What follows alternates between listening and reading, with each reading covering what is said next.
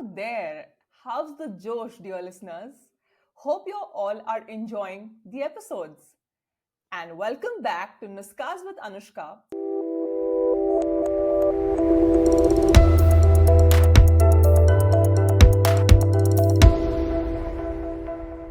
where every story matters and every connection counts.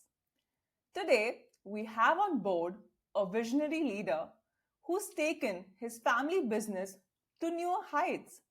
As the MD of Shivaji Roller Floor Mills Private Limited, he has successfully managed the transition to a young team, building a diverse portfolio of customers across various segments. His industry expertise has earned him prestigious roles, including past president of the Roller Floor Millers Federation of India, and currently he is the president of Wheat Products Promotion Society and the Maharashtra Roller Floor Millers Association. Let's dive into his inspiring journey and let's explore the lessons he has learned along the way. Are you all excited? Let's welcome Mr. Ajay Goyal on Nuskas with Anushka. Welcome, sir. Thank you. Thank you so much for having me over. We have an industrialist on board, guys. So whoever's interested in this conversation, it's going to be an amazingly exciting conversation. So stay with us till the end. That you've taken your family legacy forward, but in your younger days, if you could recollect, did you always want to get into your family business, or you wanted to pursue something else? I am a third generation into this business. And, when you grow up into a mahal where, everybody is talking about wheat day in and day out and things. So, you become unknowingly a part and parcel of that entire thing. And I would watch, my dad, my uncles, my cousins, since, we were spread over in Salem, Hyderabad, Delhi, Mumbai, and, and the biggest lure for me to getting into the business was, my pocket money would no longer need to be taken from my mom, but I could draw a little stipend from the office. So that was the larger thing. And of course, a vocation is something everybody desires. But of course, your dreams keep changing. When I was in the 10th, I wanted to be a rock star or a pop star. I was enamored by that kind of an idol, but moving forward, since we are like banyas by caste, money seemed to be where the news was chasing my ambition ultimately. Awesome. We got to know that, you wanted to become that rock star and pop star at certain point of time. That's so cool. So, like, ever since you started your journey in this industry, like, who or what has been your inspiration? So of course, inspiration is from within the family. I had seen my granddad, conduct conduct the entire operation. So he had this little army of five sons. That's my dad and his four brothers, and a few of my cousins. And I was always in awe of him, And the he was my true inspiration, as a matter of fact. And uh, you could draw inspiration from so many others of that era. Like, when I was growing up, I would be reading about the other famous Indian industrialists, and would always think that that's a good position to be in. And there was very little news flow, no much of Instagram, television was limited. So we would subscribe to magazines like Business World, Business India, and read about success stories. So it was always fascinating to be in that place ever since I was young. Awesome. So, this brings me to the point ki, I mean, how are you feeling today telling out your success story to our listeners? Oh, I'm thrilled. I never knew that somebody would want to interview me, So, because when you look back, it's very difficult to say that, you have been successful, because always it's a journey in business, and there is no resting place. So, we just still feel that, there is a higher goal and a bigger goal towards which we are moving.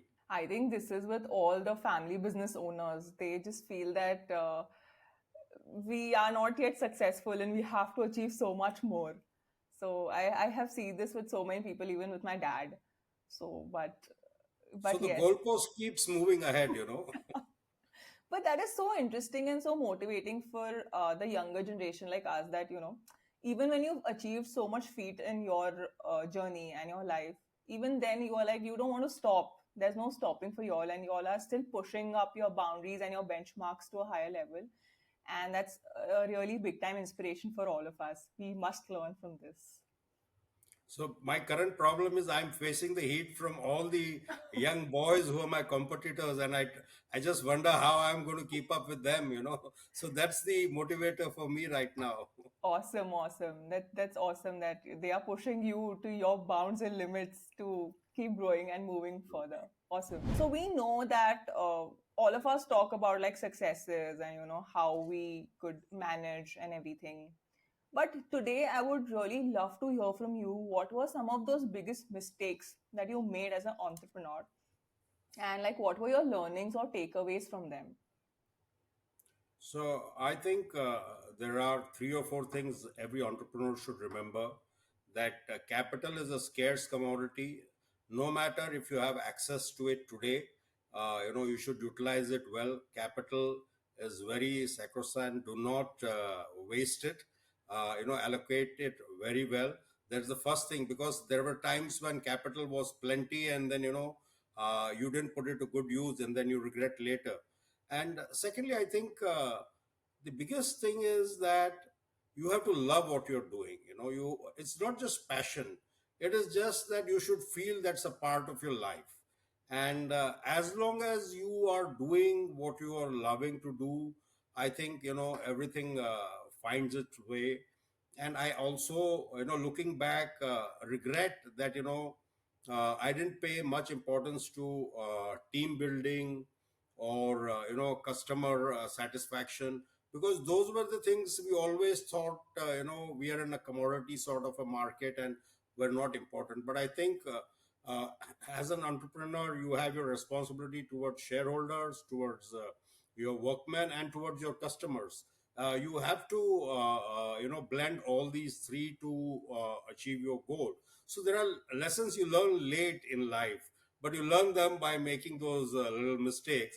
And then when you look back, you say, oh, how silly of me, I should have actually thought to be a leader of the team rather than trying to win the entire battle alone.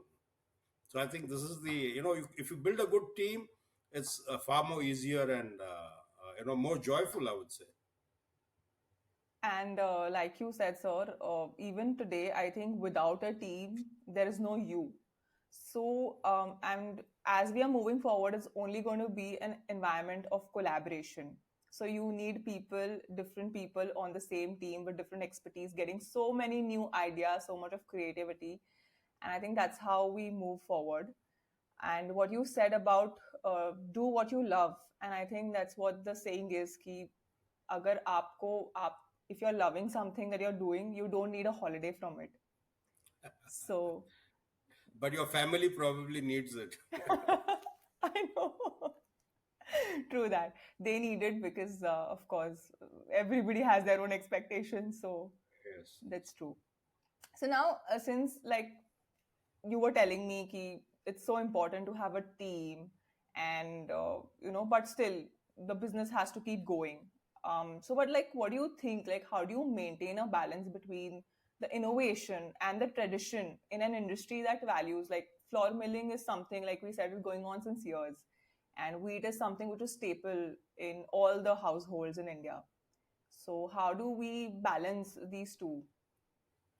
so I guess wheat is amongst the oldest industry in the world since biblical times.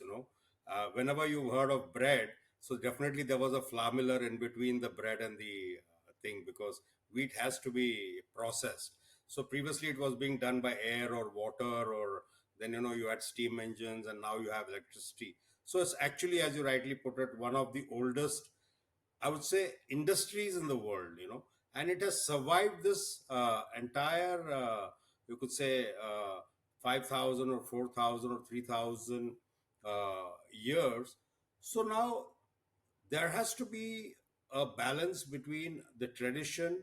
So What we are consuming today is far different from what our forefathers were consuming in wheat, primarily because of various other practices.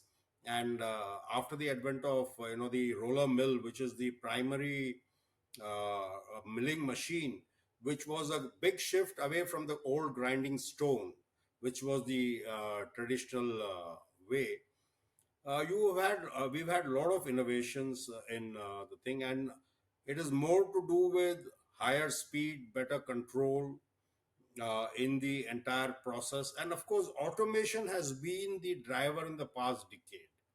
So the process is getting more and more automated with less and less errors. And of course, food hygiene or food safety has become paramount recently for all customers. So currently, the entire tilt is towards food hygiene and food safety.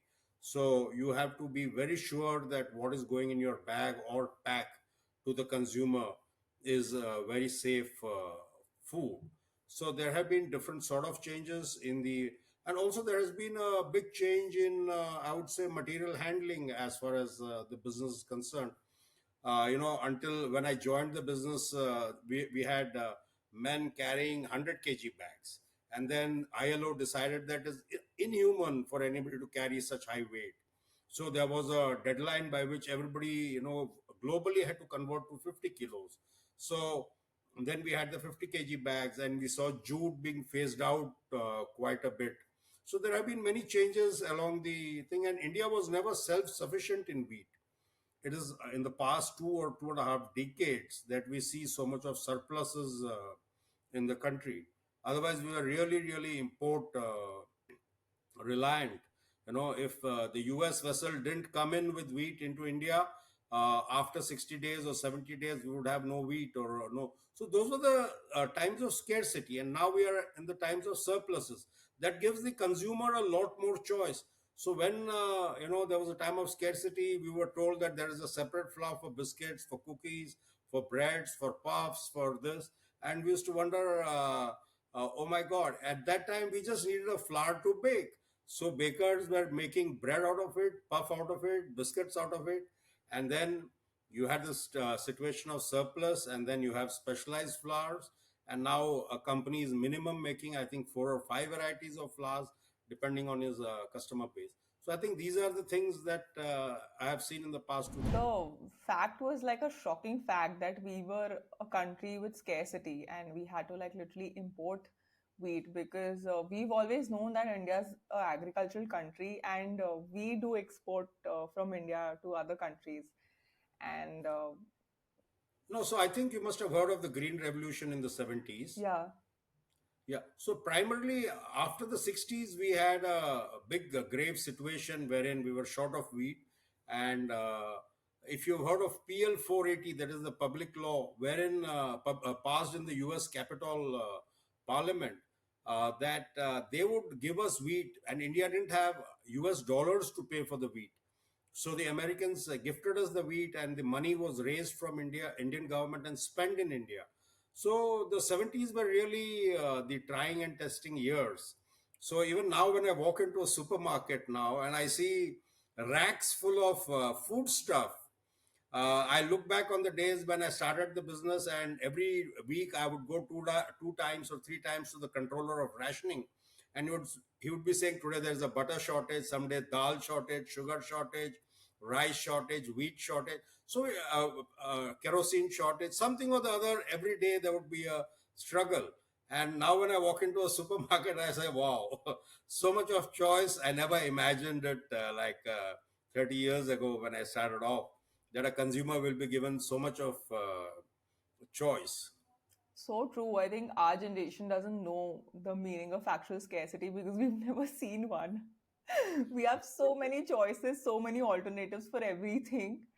And it's like crazy. I think the whole food industry is vastly, it's like it's going crazy with all so many alternatives, so many substitutes to everything, and so many health alternatives as well.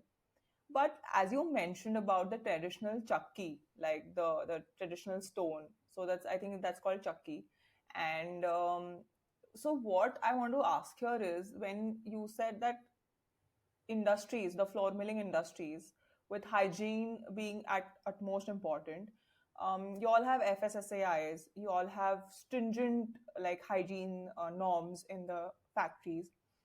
But even though, why do the consumer will still want to go to the traditional uh, चक्की पीसने वाला वो बोलते हैं ना, why do they still want to prefer that? Like, I know people who will buy their own wheat and give it to this chakki wala, and he'll grind it and give it back to them. Why do you still So I, feel that the consumers don't have that kind of a trust even after having such strict norms in place? No, so I think that section of the people that you're talking about is slowly fading away. At least in Bombay, where I stay near Churchgate, I don't know how many kilometers I'll have to go to find a chakki now. So that was the original apprehension. And also, there is something like this mother's pride that we, feel like the lady of the house is making the food, and she will say, I picked up this wheat, I selected the wheat, I got it clean. All her love and everything is put in it. So there is something she can take pride about when you say the roti is very good or the fulka is very good. But if she's just buying a packaged atta, there's nothing she has contributed in the chapati she feels. But I guess there's an barter between her own time, which is precious, and what she wants to cook. So I do not think anybody is any longer, at least the generation I know of now, or is no longer, putting in pickles or making papads at home or vadi at home, or pisoing masalas at home. Or so I no longer expect. It's my mom who just does it once in a way, and but I don't expect my wife to do that for me at all. She probably even doesn't know how to do that. So, but what you say is right. There was a trust issue initially when atta was available in packs, but now I think most people, convenience overrides everything, and they just pick up a pack of atta from the market. Nobody has the time to go buy wheat. Maybe in certain geographies, like I'm told in Gujarat and certain places, it could still be a convenient and a tradition over there, where they fill in the year's produce when it comes in. That's been their because rains were not guaranteed, and the next fasal was not guaranteed. So there has been a tradition in certain homes to stock in for a year, but I think that is slowly disappearing. I don't find that anymore. My reason for asking you this was only that I came across one person on LinkedIn, and she had mentioned this, and there was a rage of people commenting that, yes, always be organic, and we don't know what these people are putting in the factories and this and that. And I literally took it to the heart, and I actually commented on it that please try our product, and then probably you can change your feedback about it. So that was on a lighter part. Anyways, so I mean, since you told me about like so many things have changed over time, and with technology in place, things have been very different in the industry. So what do you think, what kind of technology, or how is this technology reshaping the whole floor milling industry per se, and what are such new trends that are emerging currently? So, of course, the flour mill is designed to make refined wheat flour. And refined wheat flour means you have to extract the fiber out of it so that it is a very good flour for baking white sandwich loaf bread, or, nice cakes and all such refined products. But over time, what I have seen is that the importance of fiber is being recognized very highly, and we find that most of the recipes of most of our customers now are more in tune with the expectations of the consumer with regards to fiber. So higher fiber products are doing better in the marketplace. So most companies are having products which will give you the pure format, or a one with an additional fiber or higher fiber. You can see it in across in maybe a pizza or a biscuit or a bread, or any of these product categories. You will see the fiber version there. So I think that is one good thing, positive thing that is happening. People are no, because when I started off, the baker would say, I need pure white sandwich bread. My audience wants, can we make it whiter? He was willing to add some coloring or bleaching agent to his flour to make the bread look whiter. But I don't think the consumer is any longer chasing a white sandwich bread. He's aware of the benefits of fiber. So I think that is one big positive trend I have noted over time. And since you mentioned about the brown bread, so so we have heard a lot from the experts like doctors and nutritionists and all these health experts that um, what is the fad behind brown bread. But I would really love the audience to hear from you directly as as an expert in your industry, and since you are into the whole process, that do you really think that जो ये fad हो रहा है या जो बातें हो रही है about brown bread, that it's not really healthy, the that we say that it is healthy than the white bread, but it is not really, it's just added color. So what are your thoughts on this, and like would you like to clear this misconception for people? All right. So balanced diet is something else. But if you have a choice between breads, so in my view, the Ladi Pav is the most healthy because it is the leanest recipe and it has very little salt, very little sugar, very little fat. It's just water, yeast, and flour baked normally in firewood. That's why it has that wood fire oven taste as well. So the genuine Ladi Pav is the healthiest in my view. And of course, when you say brown bread, it is a normally a caramel color added bread. And when you say, this is a whole wheat bread, it would generally mean that it has higher fiber content. So it could be additional bran added in the bread, or there could be a portion of atta added in the recipe of the bread. It is very tough to make a loaf of bread which is like full size in terms of a white sandwich loaf using whole wheat bread. If you were to do it, you would have to induce many more emulsifiers, many more additives, and a lot more fat, which again would take off the benefit of having more fiber in the bread. And real full fiber bread will be very dense, and you would probably not like it. So even the manufacturers are a bit they're trying to give an alternative to consumers who are chasing fiber, who are looking at a healthier nutritious option by developing a recipe which has added fiber. So whenever everybody I see on Instagram, they're looking at the labels of the ingredients and do have a look whether the recipe contains whole wheat atta. If it is not there, then definitely it wouldn't have the goodness of what is in your mind. Awesome, awesome. That was a lovely tip. Thank you so much. I think that's going to benefit most of us. And so now we are in the era of sustainability. And I think every industry is moving towards being sustainable for the betterment of our whole world. So, what do you think, like, or if you can let us know, what steps is Shivaji Roller Flour Mills taking to incorporate sustainability into your operations? So, of course, there are 3 points as far as sustainability is concerned. Number one is what are you doing with the resources that you are using, so I think generally a modern roller flour mill creates nil wastage. So there is hardly any wastage, and everything is, put into some use.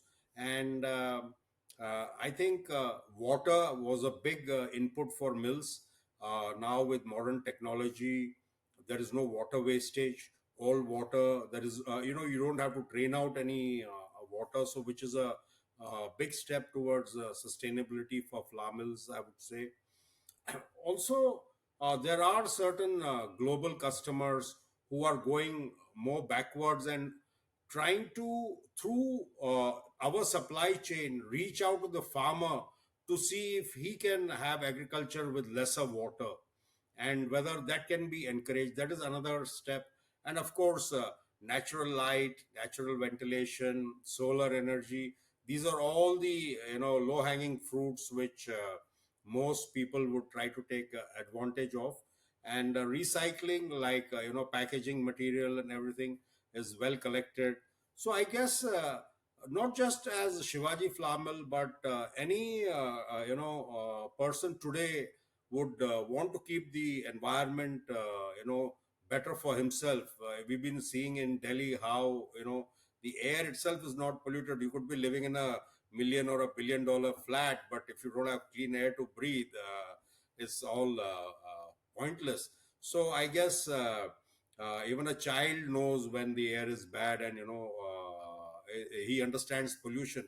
I came to know about pollution when I was in probably class 10 or 12, because in those days there was nothing like pollution. Right. Everything looked so. I would drink water out of a tap at a railway station and never ever thought about it. And when people were carrying water bottles, paying 5 rupees for a water bottle, I would think it's only the foreigners who were doing that, buying. And then also everybody, Yeah. of course, we carried our own water bottle. We were not, buying those bottles, but we were not suspicious about the water that was available in public places. So I guess that is something which is continuous, and we are always rethinking ways and method to bring down wastage and recycle and use less and less of resources which are generated by polluting the environment. So definitely I'm on par with most people as far as sustainability is concerned. Awesome. That's a great initiative. And I think people who are not able to do it, not able to incorporate, should also start incorporating. It's for the better good of the society.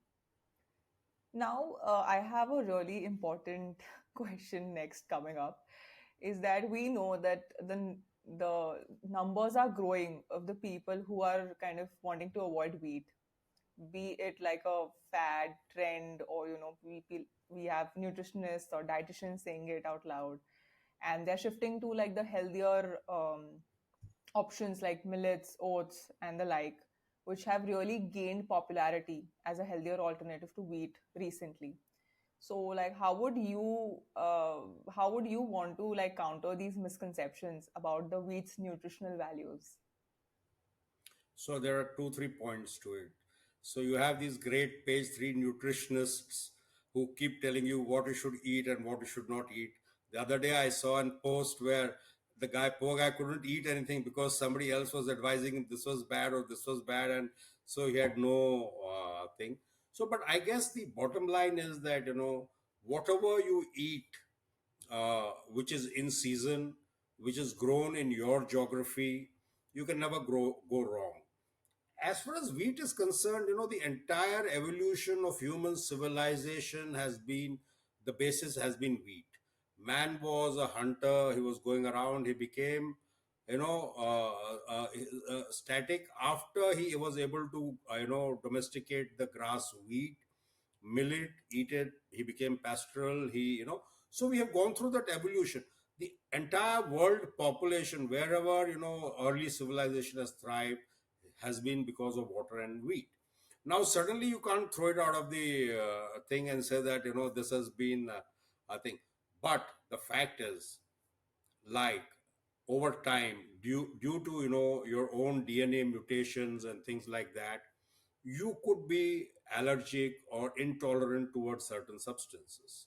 So I know a friend who's lactose intolerant. All right. So I can't go around saying that milk is bad for me. Or I know people who are probably diabetic, so sugar is bad for them. And anything in moderation is good for you. Anything in excess is not good for anybody. Uh, or I would ask dietitians, tell me something by which I can live forever. Give me a diet. Nobody can. So these are the competing cereals like wheat, rice, and the other millets that you mentioned, and the government is trying to push them for the benefit of the country and the farmer, that you should also include these in your balanced diet, which is a great idea, I would say. As a matter of fact, I see most of South Asia, they have turned from a rice eating population to a flour eating population. They're all consuming much more noodles than rice, is what I see. So I don't think wheat needs to be given a bad name. There could be 1 or 2% of the population who have the celiac, disorder or deficiency, wherein they are unable to. My recommendation is have fresh food, have something what is in season, and have everything in moderation. It will do you no harm. But the children, and most of them, like wheat because of its great taste. The last time I went to a birthday party, the cake was of flour, the chola bhatura was of flour, the pav bhaji had flour, the everything that I saw. So I concluded that probably it is taste which is driving people towards wheat. But as they say in the Gulf, on a whiskey bottle, it's written, Pio magar kam. So I would say, Khao magar kam. Lovely, love that. Khao magar kam, and like sir said, that everything is good in moderation. So, and if the government is promoting millets and oats and the like, it's just to include it as in your whole diet and not to replace something else. So that was also one great insight, and I think we all should kind of like wake up to this call and stop getting on the train of fads and trends around all of us. And we need to see, I think, and also here I would like to point out that this is something which is sustainable. When we talk about sustainability, it's not just the things, this is also something which is sustainable, that it's going to stay for long. Wheat is not going anywhere. And like we It know, is the king of all grains, remember that. yeah, and we've been it's our staple food, we've been having it since decades, ages, and I don't know how many years. And I think just let's not get on with the trends so much. Now, can you share some thoughts on how India's flour milling industry is positioned globally in terms of like competition and export potential? So actually, the Indian flour milling industry is an inward-looking business. We have so much of population to cater to, and wheat. We have a decade of good production, and suddenly we could have a year or two of poor production. So we really do not look outward. But a fact is, as far as atta is concerned, we have a large Indian diaspora spread out throughout the world. You have the first, second, third generation Indian diaspora, and they all love the Indian roti. And so there is a big potential for आटा, चक्की आटा, especially Indian चक्की आटा. Like they say ना, मेरे देश की धरती की खुशबू आती है. So people love Indian atta. So that is one big market for Indian wheat products. But I do not think wheat flour being a semi-perishable commodity, besides the local geography of South Asia, that India has a real export market, and the market is also, since it's a commodity, demand supply dependent. Sometimes there's a scarcity in other parts of the world, so there could be an export market. But primarily, the Indian flour milling business is an inward looking business, mainly catering for bread, biscuits, and the Indian production of wheat based products. And we have quite a few. We have over 1,000 mills spread out in the length and breadth of the country, because wheat is a local crop, and this is a local homegrown business. And as I tell everybody, all my family is in this business because this doesn't require too much of brains. When you're dealing with a single raw material, life is easier. Life is only tough if you're dealing with number of raw materials to assemble a product. So it is more a commodity processor, the flour miller. And so he is the intermediary between the consumer or the baker and the uh, grower, but you cannot consume wheat without processing. So I think Indian wheat milling industry is quite an inward looking industry.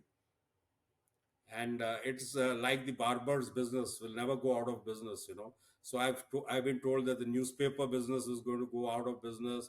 The wall clock business has gone out, the calendar business has gone out, and so many businesses. But I think the flour millers can be assured that for a few generations this is a business which will not go out of, like nothing can replace it. And that's what we saw in the pandemic also, COVID. And like That's we right. had so many, like, I think after COVID, so many people who had some other businesses have shifted to food industry because they know that food industry is not going anywhere. Absolutely, absolutely. You're right. That's yeah, that's awesome. Now, since we spoke a little bit initially about the online presence and everything, I would like to ask you that in your decades of experience in this industry, do you feel that coming onto the podcast or having a social media presence on platforms like LinkedIn or Instagram plays like a major role in personal branding and PR when you are in like such leadership positions and roles? Yeah, of course. I think reaching out to more and more people has become easier. In the past, if you wanted to share your views or put across something to your peers or to your audience in trade, it was fairly difficult. You know, I'm from the era of letter writing. You know, you had to send across your thoughts because there was just one television channel and there were two national newspapers, and if you ever appeared, even if your name appeared in the newspaper in those days, it would be a thing of great glory for an individual.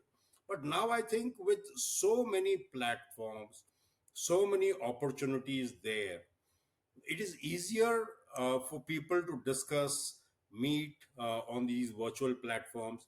It is a great boon for people to learn and to put across their point of view. So definitely, I would say LinkedIn is a great portal to make connections, because previously you had to research a person before you went and met him. Now, not the Janam Kundli, but at least the bare essentials are there for you to see. And I also guess that uh, you can make your own judgments on people as to whether it's going to be a tough meeting or a light meeting or a easy meeting. So I think people can have those ideas before they go out to meet people.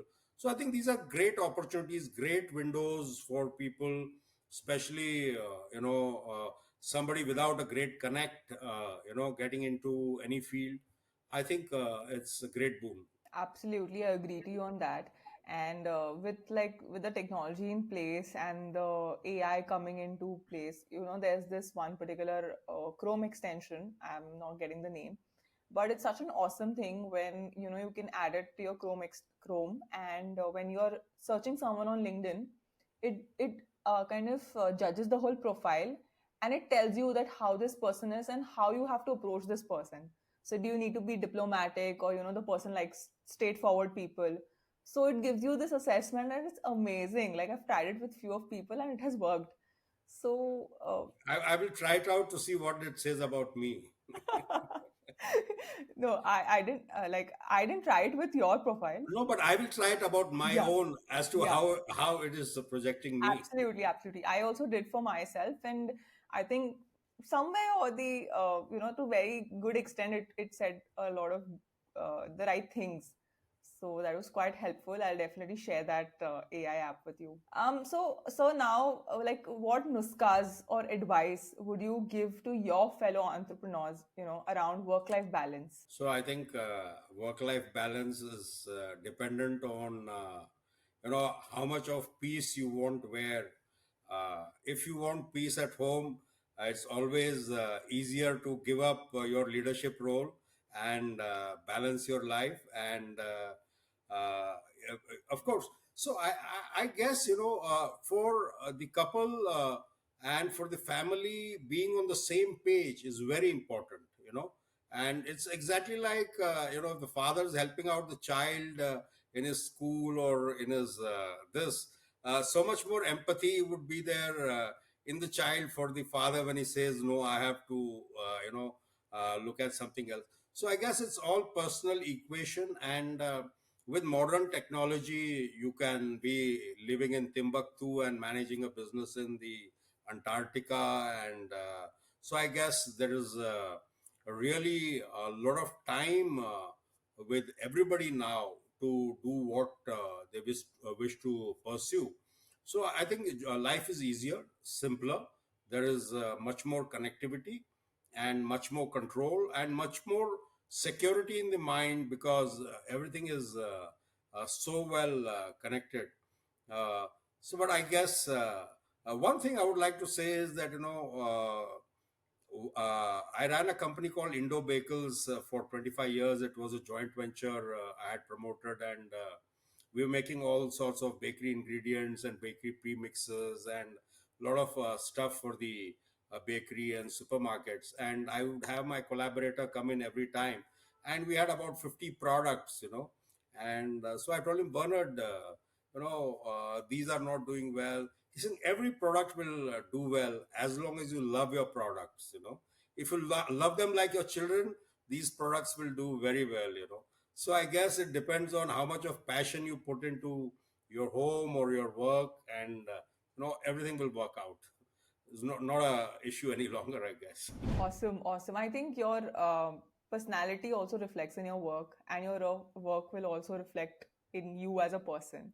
So it goes a lot hand in hand together. So I have also come across people who really don't know कि मतलब अगर wheat है तो they feel कि wheat अलग होता है जैसे uh, आटा is different, maida is different, suji is different, rava is different, but they don't really know that it comes from the same grain.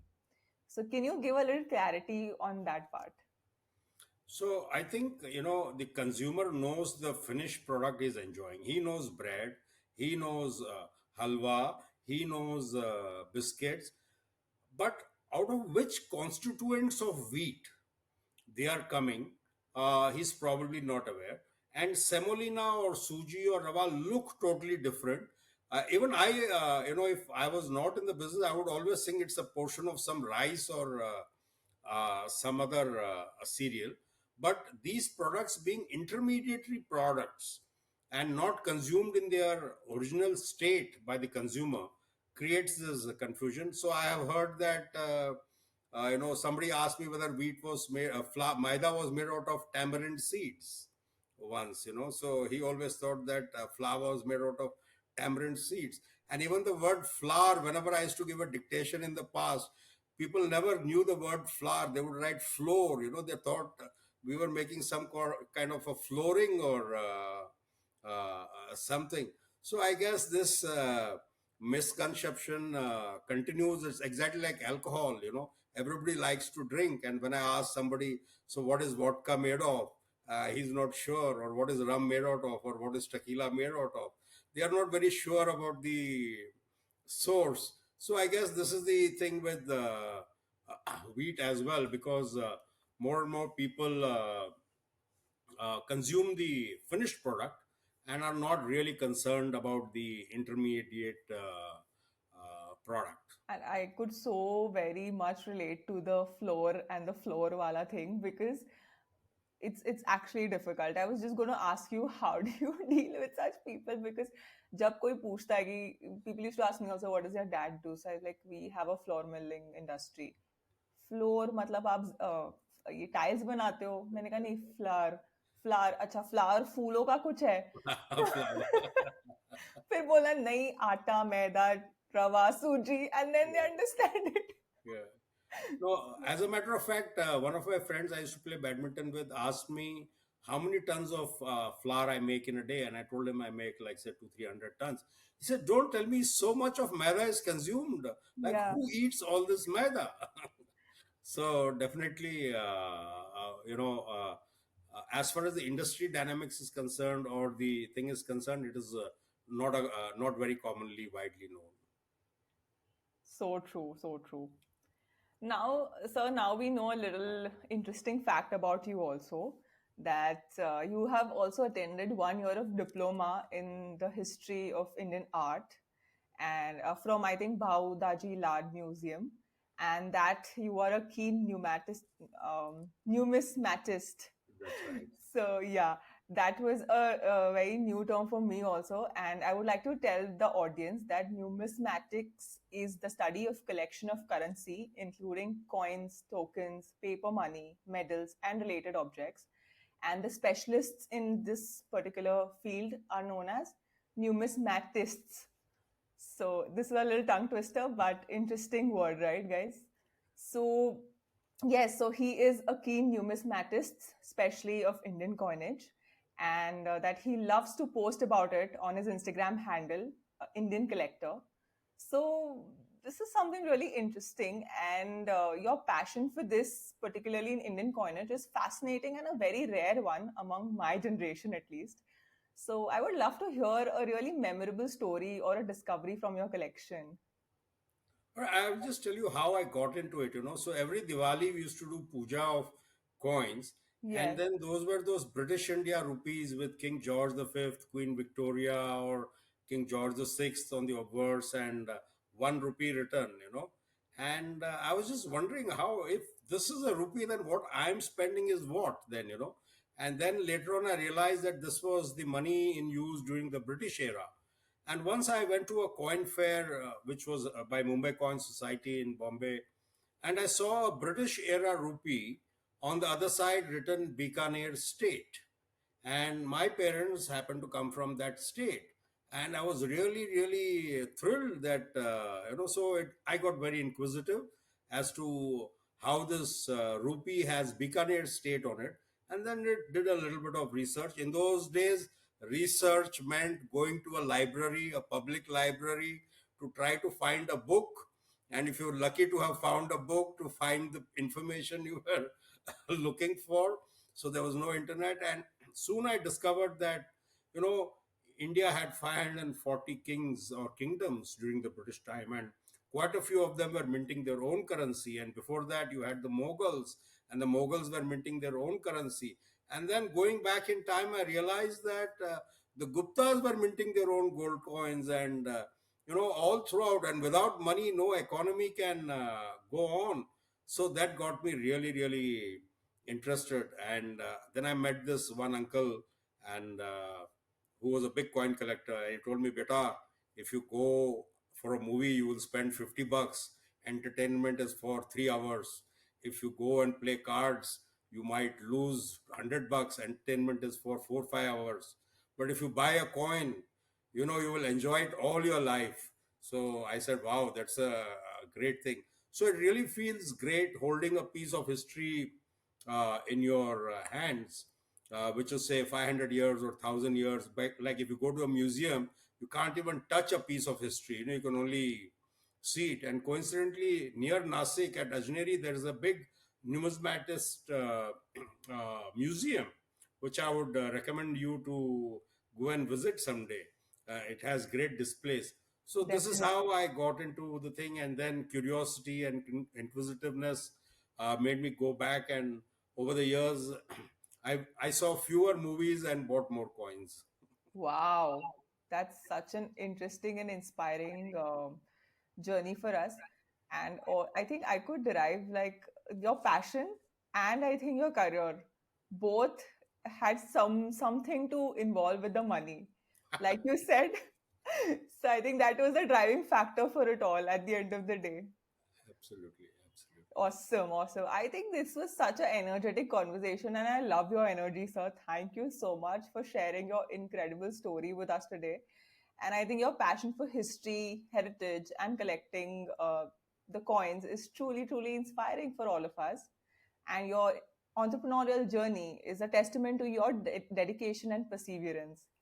So, I mean, I would just say that if the listeners out there, if you are someone who adores history or keeps a keen interest in, collection of these vintage articles, do visit Sir's Instagram handle at the rate India Collector. I will surely tag it in the description box below. And thank you so much, sir, again for accepting my invitation to be on Nuskas with Anushka. I hope you enjoyed the conversation. Thank you very much, Anushka.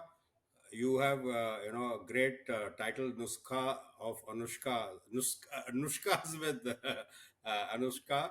So Nuska was something, like a secret recipe, a formulae.